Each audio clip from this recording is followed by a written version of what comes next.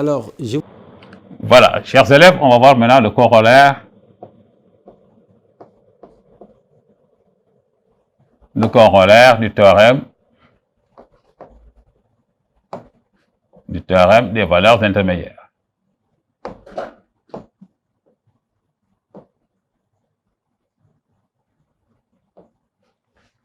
Des valeurs intermédiaires.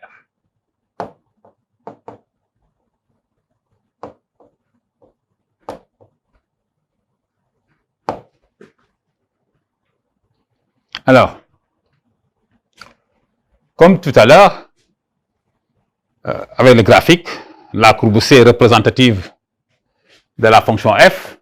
Donc f est une fonction numérique, une variable réelle. Et voilà, on reprend nos points A ici, voilà, avec f de A, f de B, avec A et f de A ici, ça c'est f de A. Et là, le point B, de coordonnées B et f de B. OK. Et là aussi, il y a la droite delta. Tout à l'heure, voilà. Y égale à K. D'accord. Et cette fois-ci, la fonction est toujours continue sur l'intervalle AB. Donc, elle est continue. Donc, elle prend toutes les valeurs intermédiaires entre f de A et f de B. Donc, la fonction elle est continue. Hein, d'accord. Mais qu'est-ce qui est nouveau dans cette histoire-là? C'est la monotonie, chers élèves. Donc, dans le théorème des valeurs intermédiaires, on n'a pas parlé de monotonie. On a dit tout juste que lorsque la fonction f elle est continue sur l'intervalle AB, pour tout nombre réel k qui est entre f de A et f de B, alors l'équation f de égale à k admet au moins une solution. On a vu tout à l'heure que la courbe va couper au moins en un point la droite delta. Mais là, si en plus de la continuité, la fonction elle est strictement monotone. Alors, chers élèves, une fonction elle est strictement monotone sur un intervalle i lorsqu'elle est soit strictement croissante, soit strictement décroissante. Alors, donc, admettons que notre fonction elle est strictement croissante sur l'intervalle AB. Donc, la courbe elle va faire ça. Attends, je vais changer de couleur. Voilà, très bien. Je prends la couleur jaune. OK. Et la courbe qui est là, voilà une courbe qui est strictement monotone. Donc, ici, la courbe elle est strictement croissante. Alors, comme vous le voyez, si la courbe elle est strictement croissante, alors elle ne peut couper cette droite-là qu'en un seul unique point. Tout à l'heure, elle n'était pas monotone, donc elle peut couper la courbe en plusieurs points parce qu'elle peut aller là, revenir, aller au point B. Mais ici, la courbe elle est strictement croissante. Et c'est valable aussi lorsque la fonction de moins, excusez-moi, la fonction elle est strictement croissante. Alors, donc, elle est valable lorsque la fonction est strictement décroissante. Donc, comme la fonction est strictement croissante, vous le voyez, la courbe coupe une seule fois la droite delta, y égale à k.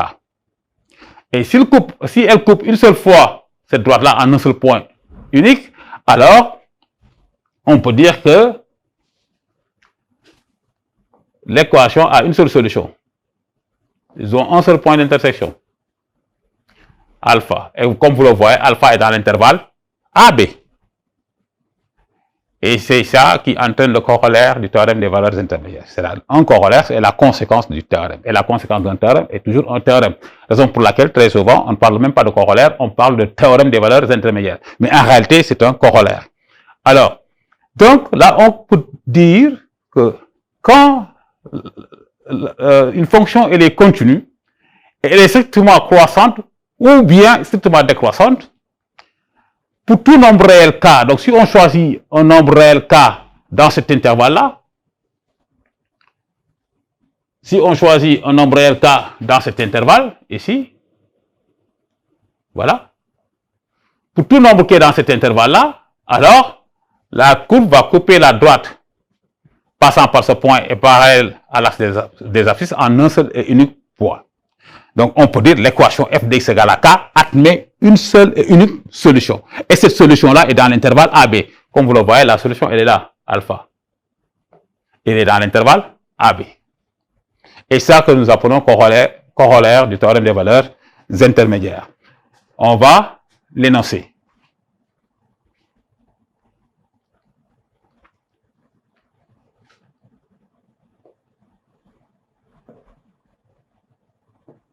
Énoncé du théorème. Alors, chers élèves, on va énoncer maintenant le corollaire du théorème des valeurs intermédiaires, appelé très souvent par théorème des valeurs intermédiaires. Énoncé, si, excusez-moi, voilà, si, voilà, ça fait,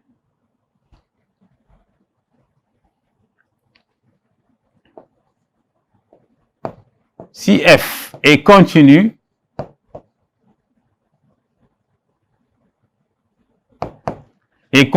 et strictement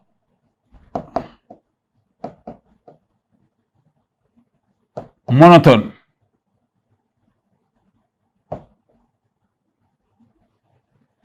Sur un intervalle AB. F est continu et strictement monotone. Vous vous rappelez tout à l'heure, quand on est sur le théorème des valeurs intermédiaires, il n'y avait pas strictement monotone. Il y avait seulement F est continu sur AB. Alors, pour tout réel cas,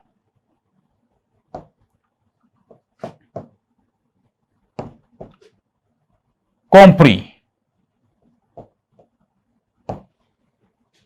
entre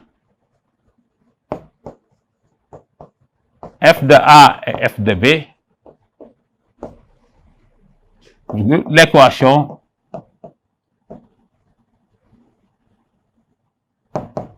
f de x égale k admet une seule et unique solution. Unique solution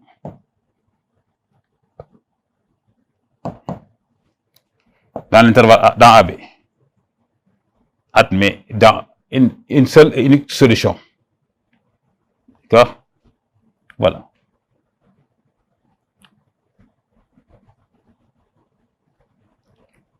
Admet, voilà, admet une seule et unique solution. Cela veut dire quoi? Que si f est continu strictement monotone sur AB, alors pour tout réel cas compris entre f de A et f de B, il existe un unique réel alpha appartenant à l'intervalle AB tel que f de alpha égale à k. Donc, le corollaire parle de l'unicité de la solution. Et pourquoi cette fois-ci la solution elle est unique? À cause de ça. Strictement monotone. Strictement monotone qui est l'unicité de la solution. Une seule et unique solution. Tout à l'heure, quand il n'y avait pas strictement monotone, on a dit admet au moins une solution. Mais comme la fonction f elle est continue, elle est strictement croissante, voilà, elle est strictement croissante, alors la courbe, comme vous l'avez constaté tout à l'heure, elle ne coupe cette droite-là qu'en un seul et unique point d'abscisse alpha. Donc, ici, la fonction elle est strictement monotone, en plus de la continuité, donc l'équation f de x égale à k admet une seule et unique solution dans l'intervalle AB. Donc, au lieu d'écrire admet une solution, une seule et unique solution, on peut, il existe un unique réel alpha appartenant à AB tel que f de alpha égale à k.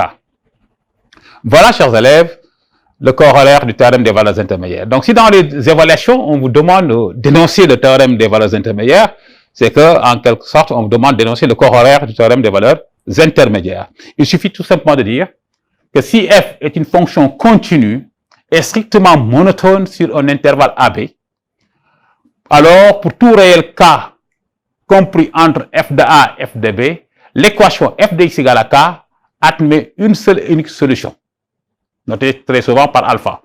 Alors, et graphiquement, cela veut dire que la courbe coupe la droite delta y égale à k en un seul et unique point d'abscisse alpha qui est dans l'intervalle AB. Voilà, chers élèves, comment l'énoncé du corollaire du théorème des valeurs intermédiaires.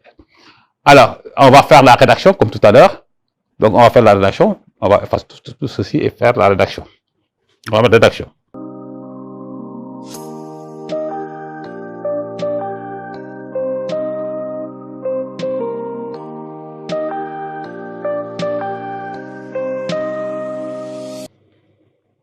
Alors, chers élèves, on va faire la rédaction. Ah, j'ai écrit en rouge. Rédaction.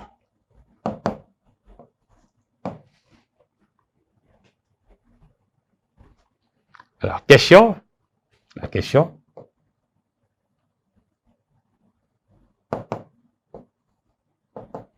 On dit montre que l'équation, attends, je vais enlever ici, là, pour que ça soit beaucoup plus clair. Montre que l'équation, voilà, ici, là, voilà. Montre que l'équation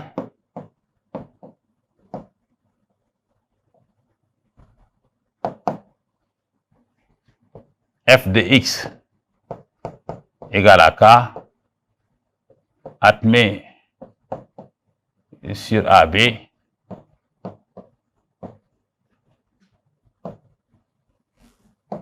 une solution unique. Une solution unique alpha. Voilà, chers élèves, une question que vous rencontrez très souvent dans les exercices et que la résolution est très facile. Alors, comment on fait quand on vous pose cette question? Alors, il y a la continuité et la stricte monotonie. Donc, il faudrait d'abord que j'étudie les variations de f pour savoir est-ce que la fonction elle est continue ou bien elle est croissante ou bien elle est décroissante. Donc, première chose à faire, donc, il faudrait j'étudie le sens de variation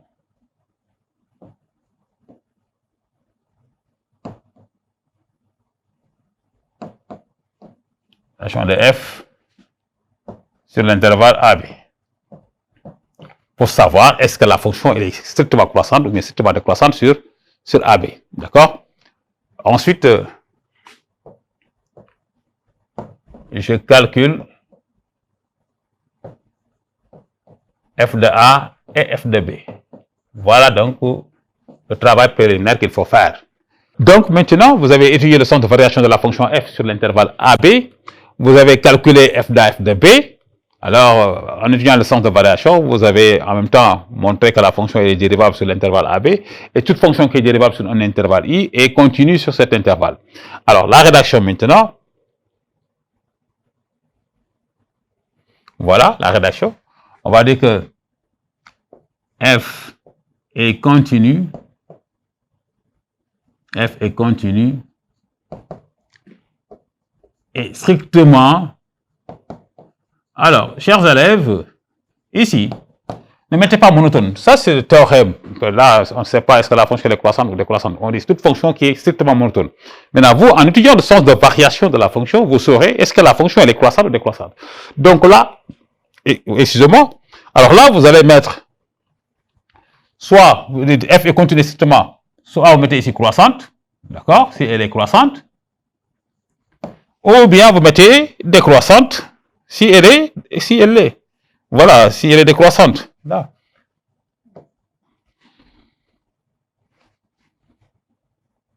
Voilà.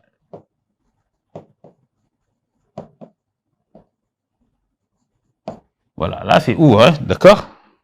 Pas les deux à la fois. Voilà. Vous dites f est continue. Après avoir fait ce travail-là, bien sûr, je le répète, vous écrivez f est continue, la fonction f, ça peut être la fonction g, ou bien la fonction h, ou bien la fonction phi. Arrêtez toujours de mettre partout des f. Si la fonction s'appelle g, il faut mettre g. Si la fonction s'appelle h, il faut utiliser h. Et non pas utiliser toujours f. Alors, ici, notre fonction s'appelle f depuis le début, raison pour laquelle j'ai mis ici f. Donc, la fonction est continue et strictement, soit elle est croissante, soit vous mettez décroissante, à partir de ce point-là. Sur l'intervalle AB. En plus, K est entre K en plus K est entre f de A et f de B. Vous voyez? F est continue et strictement croissante sur AB, ou bien vous dites F est continue et strictement décroissante sur AB. En plus, K est entre f de A et f de B. Donc, parce que les deux critères sont réunis pour appliquer le théorème, donc, d'après, et là il faut l'écrire, chers élèves, d'après le théorème, le corollaire du théorème des valeurs intermédiaires, ou bien d'après le théorème des valeurs intermédiaires. Soit vous dites d'après le corollaire du théorème des valeurs intermédiaires, ou bien vous, donc d'après le théorème des valeurs intermédiaires. Mais il faut l'écrire. Donc, d'après le corollaire du théorème des valeurs intermédiaires, l'équation f de x égale k admet une solution unique alpha, une solution unique, admet une solution unique, excusez-moi, admet une solution unique, alpha appartient à AB ouvert, parce que alpha n'est ni égal à A, ni égal à B. Encore aussi, je remarque fondamentalement importante, chers élèves, ici, on ne vous demande pas de chercher la valeur exacte d'alpha. On vous demande de montrer qu'alpha existe et qu'il est unique. La solution existe et qu'elle est unique. D'accord? Le théorème et son corollaire assurent l'existence de la solution de l'équation, d'une solution de l'équation f de x égale à k. Donc, maintenant, vous savez comment encadrer le réel alpha. Donc, vous allez encadrer le réel alpha soit en utilisant la méthode de la dichotomie, ou bien la méthode du balayage, ou bien ce que j'appelle moi la méthode du dicobalayage, ou bien même, bon, ça c'est très approfondi, la méthode de Newton-Raphson. Alors, donc, voilà, chers élèves, comment on rédige pour appliquer le théorème des valeurs intermédiaires, ou bien le corollaire du théorème des valeurs intermédiaires, pour répondre à cette question-là, pour montrer que l'équation f de x égale à k admet sur AB une solution unique alpha. Donc, c'est une question que vous rencontrez très souvent. On va passer maintenant, chers élèves, au deuxième exemple.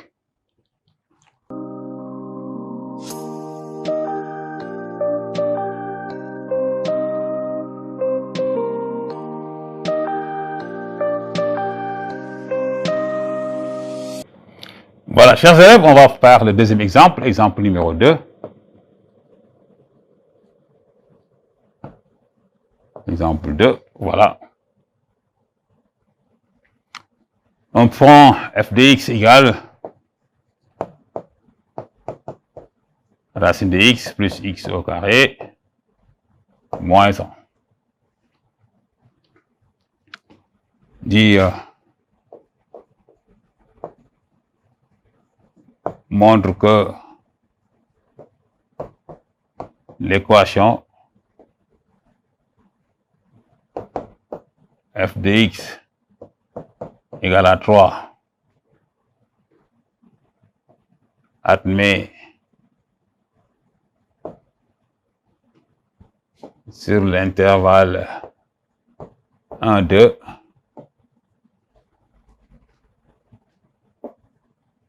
une solution unique alpha.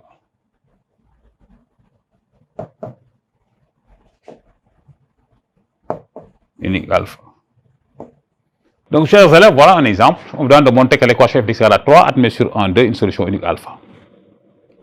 Donc, il faudrait d'abord étudier le sens de variation de f. Donc, ici, j'étudie le sens de variation de f.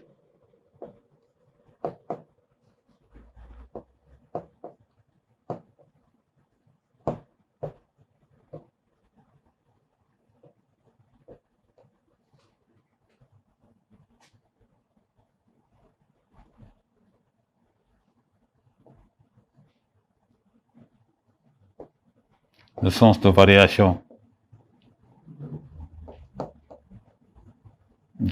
de f. D'accord.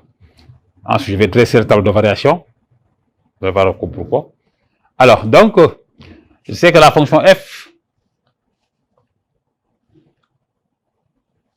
Alors, la fonction f est définie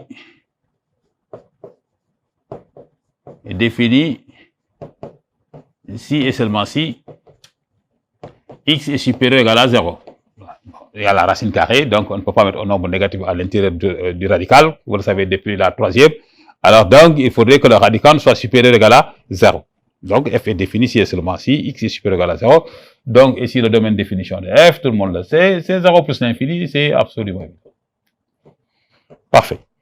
Alors, je dois calculer la dérivée. Voilà, je calcule f' de x. Et pour calculer f' de x, il faut étudier la dérivabilité. C'est la fonction x associée racine de x. Voilà, racine de x, d'après le cours de première, est dérivable sur 0 plus l'infini. OK. Tout à l'heure, je vous disais que faites attention avec les fonctions avec des racines carrées. Ils peuvent l'ensemble de définitions, l'ensemble de dérivabilité n'est pas égal à leur ensemble de définitions. Voilà, racine de x est définie sur 0 plus l'infini, parfait. Et elle est dérivable sur 0 over plus l'infini. Alors, la fonction x associée x au carré moins 1, c'est un polynôme. Et les fonctions polynômes sont dérivables sur R. Et comme 0 plus l'infini est une partie de R, inclus dans R, alors on peut dire que la fonction x associée x au carré moins 1 est dérivable aussi, est dérivable sur 0 plus l'infini qui est inclus dans R. C'est pour éviter de faire beaucoup de rédactions là, beaucoup. Et comme la fonction polynôme est dérivable sur R, donc elle est dérivable sur une partie de R sur 0 plus l'infini. Donc on peut dire que, chers élèves, que f est dérivable sur 0 plus l'infini comme somme de fonctions dérivables sur 0 plus l'infini. Comme somme de fonctions dérivables sur 0 plus l'infini. Parfait, les gars. Et là, je peux calculer donc la dérivée. De calculer la dérivée. Oui, parce que vous pouvez calculer la dérivée, elle est dérivable. Vous ne pouvez pas venir directement calculer la dérivée sans pourtant savoir est-ce que la fonction est dérivable. Si oui, dans quel intervalle. Voilà. Donc, on sait que cette fonction-là, on peut la dériver sur 0 plus l'infini. Et là, en appliquant les formules de dérivation usuelles, là, donc, on peut dire que f' de x, la dérivée de f de x, la dérivée de racine de x, chers élèves, c'est 1 sur 2 racine de x. Voilà. It's very facile, very yomb, là. Voilà. 1 sur 2 racine de x. La dérivée de x au carré, c'est 2x. Et là, on peut réduire au même dénominateur, comme on peut laisser comme ça, chers élèves. Parce que ce qui nous intéresse ici, c'est le signe de la dérivée. Et comme on est dans l'intervalle 0 plus l'infini, on sait que cette quantité-là, elle est positive, celle-là, elle est positive, et la somme de deux quantités strictement positives est une quantité positive. Strictement. Voilà. Bien aussi, on peut réduire au même dénominateur, c'est la même chose que ça, hein. Voilà.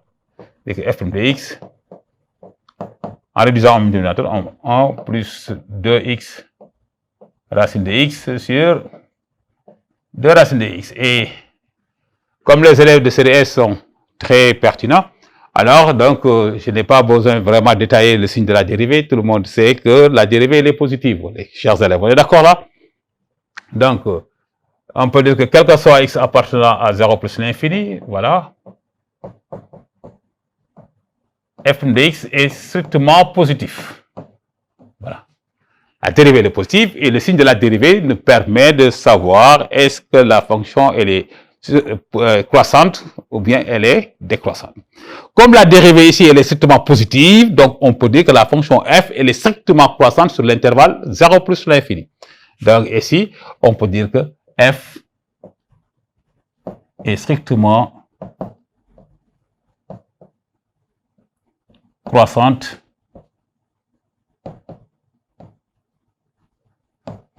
sur 0 plus l'infini. Je ne parle pas de la dérivée, je parle de la fonction f, strictement croissante sur 0 plus l'infini. Et en montrant que la fonction est dérivable, de facto, la fonction est continue, chers élèves. Et là, on peut maintenant énoncer le théorème. Mais là, je vais vous faire le tableau de variation. Voilà, on peut faire le tableau de variation, hein, c'est pas interdit. Hein. Et d'ailleurs, il est conseillé toujours de faire le tableau de variation. Le tableau de variation de f. Et si pour la question, ce n'est pas nécessaire, tableau de variation de f, mais on peut le dresser quand même. Bien sûr, la limite en plus l'infini égale à plus l'infini, la limite f de 0 égale à moins 1. Voilà. Donc, ici, donc pour faire le tableau de variation, il faut les limites aussi, chers élèves, vous le savez très bien. Ok, ici, c'est des limites très simples. Il n'y a pas de formule indéterminée, il n'y a rien du tout. C'est limite très facile pour les séquelles et pour les gayennes. Parfait, chers élèves. Alors là, je mets f' de x, voilà, j'ai mis f' de x ici. Alors, donc, la dérivée elle est positive. Hein. Elle n'est pas dérivable en 0, la fonction, ouais, elle n'est pas dérivable en 0. Ça, c'est plus l'infini. Et comme je l'ai dit, hein, chers élèves de série S, bon, ça ne cause pas de problème. La limite en plus l'infini, vous savez que racine de x tend vers plus l'infini. OK, et ceci, c'est un polynôme, donc on prend le polynôme qui a le plus grand exposant. Donc, ce polynôme-là tend vers plus l'infini. Donc, on peut dire que f tend vers plus l'infini, par somme, par addition. La fonction tend vers plus l'infini. Et f de 0 égale à moins 1. Et la limite en plus l'infini, c'est plus l'infini. Voilà, parfait. Vous avez votre tableau de variation et j'ai oublié de mettre ici un f. Voilà. Donc, le tableau de variation fournit beaucoup d'informations sur la fonction f, sur la dérivée, sur les antécédents. Ici, c'est les antécédents. On lit les antécédents ici. On lit ici les images. D'accord? Et vous voyez donc que 3, il est quelque part là. Hein? 3, il est quelque part là. Et tout nombre qui est là admet un antécédent ici. Un et un seul. Donc, le tableau de variation montre déjà que, supposons que je place le 3 ici, hein, bon, ne le faites pas, j'explique seulement. Je vais effacer ça après. Supposons que je place 3 ici. OK. Et là, on sait que donc s'il y a 3 ici, il y a son antécédent ici. Alpha. Donc, le tableau de variation déjà nous permet de voir que l'équation f de x égale à 3 admet une seule et unique solution. Mais voir ne veut pas dire montrer. D'accord? En mathématiques. Alors, il faut énoncer le théorème qui nous permet vraiment de valider ce que nous avons vu ici. Alors, ce que nous allons faire, chers élèves. Et je salue au passage tous les élèves qui regardent Télécole et qui suivent particulièrement l'émission, les cours solidaires. Voilà, vous allez, avec ces cours-là, mieux réviser. Ça, il ne remplace pas le cours que vous recevez en classe, parce que là-bas, il y a le professeur qui est présent, il y a l'interactivité. Le cours là-bas est plus complet. Ici, on essaie de résumer et de vous donner des méthodes de rédaction qui vous permettent de répondre aux questions. Mais ça ne remplace pas, chers élèves, les cours que vous recevez en classe. Et surtout, chers élèves, il faut apprendre vos leçons, apprendre les formules, les théorèmes, voilà, et faire beaucoup d'exercices. Voilà. Ceci étant dit, on revient maintenant à nos véritables moutons. Et c'est de répondre à cette question, de montrer que l'équation f de x égale à 0 admet sur 1, 2. Okay. Le tableau de variation nous montre que, voilà, que le f de x égale à 3 admet une solution. Mais dans 0 plus l'infini. Voilà, ça c'est vaste, ça. On l'a fait dans de foy. 0 plus l'infini. Or, nous, on dit 1, 2. Et le tableau ne nous permet pas de vérifier le 1, 2. D'accord? Donc, là, maintenant, il faudrait qu'on essaye de dire le théorème. Donc, ceci étant dit, alors, chers élèves, je serai obligé d'effacer l'énoncé, cette partie. Hein. Comme vous le voyez, je n'ai plus assez de place. Donc, j'efface ici pour continuer. Voilà.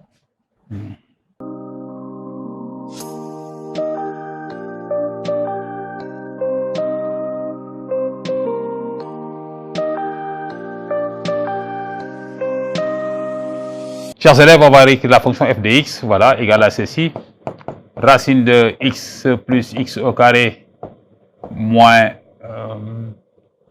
1. C'était ça, oui. OK. Alors, je calcule f de 1. F de 1 égale à moins 1. OK. F de 1, à ce fois-là, f de 1 égale à 1. D'accord. F de 1 égale à 1. Excusez-moi, c'est la fatigue un peu. F de 1 égale à 1. OK. Ensuite, on calcule f de 2. F de 2, c'est racine de 2 plus 3. Alors, on peut constater que 3, il est entre 1 et racine de 2 plus 3. 3, il est entre les deux nombres-là. Alors, donc, on peut appliquer le corollaire du théorème des valeurs intermédiaires. Rédaction. Je vais l'écrire en rouge, en bleu du moins, pour vous montrer, voilà, la rédaction. Je vais dire ceci. F est continu.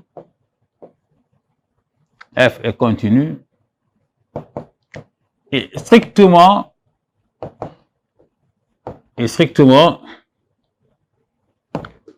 croissante.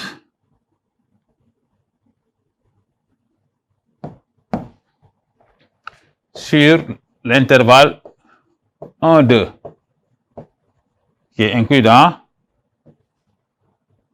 0 plus l'infini. Pourquoi j'ai ajouté 0 plus l'infini? J'ai ajouté ça, c'est pas nécessaire, mais pour vous expliquer que, voilà, c'est comme la fonction est strictement croissante sur 0 plus l'infini, elle est forcément croissante sur 1, 2. Mais c'est pas nécessaire. Hein. F est continue strictement croissante sur 1, 2. En plus,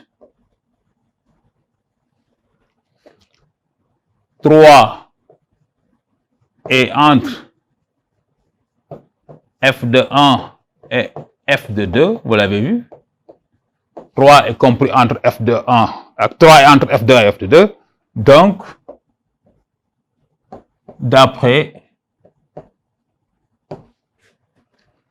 le corollaire du théorème des valeurs intermédiaires, ou bien d'après le théorème des valeurs intermédiaires, l'équation f de x égale à 3 admet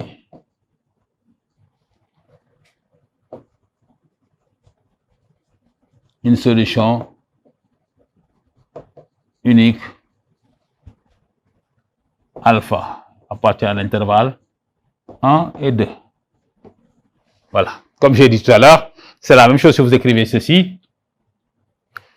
Donc, d'après le corollaire du théorème des valeurs intermédiaires, il existe un unique réel alpha appartenant à l'intervalle 1, 2, voilà, tel que f de alpha égale à 3. On peut écrire ça aussi. Voilà donc, chers élèves, vous avez montré que la courbe de la fonction f va couper la droite d'équation y égale à 3 en un seul unique point d'abscisse alpha. Et cette abscisse-là se trouve dans l'intervalle 1, 2. Voilà, chers élèves, donc, le corollaire du théorème des valeurs intermédiaires. Maintenant, on va voir un cas particulier du théorème, c'est lorsque k égale à 0. Voilà. Et vous le savez très bien, c'est ce qu'on pose très souvent dans les exercices. Montre que l'équation f de x égale à 0 admet une solution. Montre que l'équation f de x égale à 0 admet. Voilà. Donc, cette question, elle est très récurrente. Et c'est ça, c'est un cas particulier du corollaire du théorème des valeurs intermédiaires. On va voir ça.